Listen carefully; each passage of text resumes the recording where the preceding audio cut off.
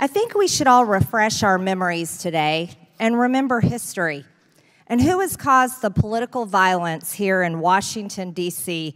by remembering how many times D.C. Metro Police were deployed for dangerous riots. In 2020, where Antifa and BLM rioters violently raged continuously, even nearly burning down the city, hundreds of police officers were injured, and rioters destroyed millions of dollars in property. Riots went to such extreme levels in Lafayette Park that Secret Service forced President Trump into the White House bunker. But all of the extreme left-wing violence didn't just start in 2020. No, it started in 2017 on President Trump's inauguration day. But all you hear about is a 3-hour riot on one single day, January 6, 2021. So let's talk about violent criminals and justice. Chief Conte, you've said what we've got to do if we really want to see homicides go down is keep bad guys with guns in jail. When they are in jail, they can't be in communities shooting people. Keep violent people in jail. Is that right, yes or no? Yes. Thank you. Mayor Bowser, do you agree with Chief Conte? Yes or no? Yes, until people serve their sentences. Yes, you agree they should stay in jail. Thank you very much, Mayor. Mr. Graves, you are the U.S. Attorney for the District of Columbia. You have the unique ability to prosecute both local and federal cases. However, Mr. Graves, your office has declined to prosecute 67% of those arrested in 2022, which means they can't stay in jail like Chief Conte is demanding after his police officers do the hard work of arresting these criminals. Instead, you are solely focused on prosecuting January 6 cases from one single day in our history. Meanwhile, D.C. crime is up. Total crime is up 27% from last year. Carjacking up 114%. Murders up 11%. Sexual abuse is up 45%. Property crime is up 30%.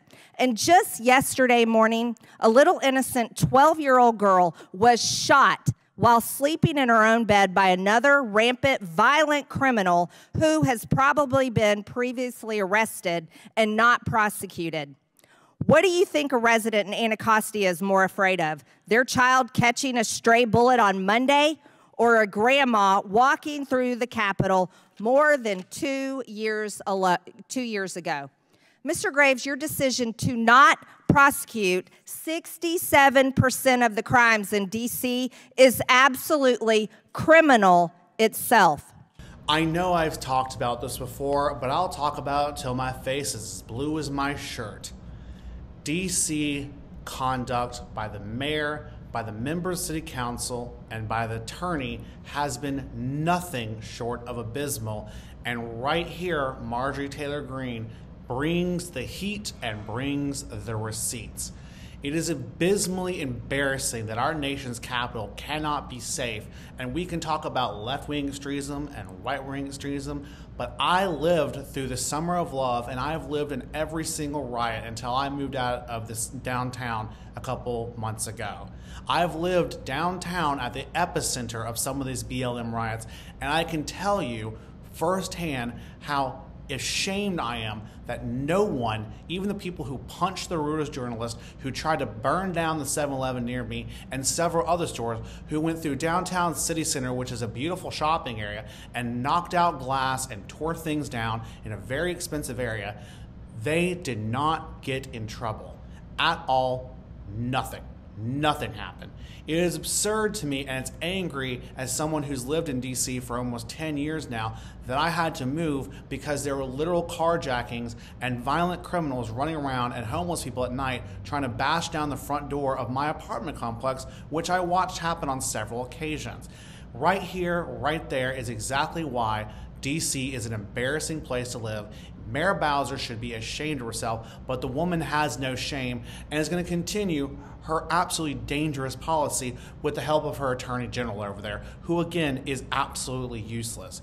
If he is not, and stat is correct, if he is not prosecuting 67% of all violent crime across DC, as Marjorie Taylor Greene says, then he should be disbarred, he should be recalled from office and removed. There have been several efforts to recall people who started this movement, especially Charles Allen, who I will openly and transparently admit I signed the recall petition for. They're dangerous to society. These policies are dangerous to your kids and your family if you live in the area.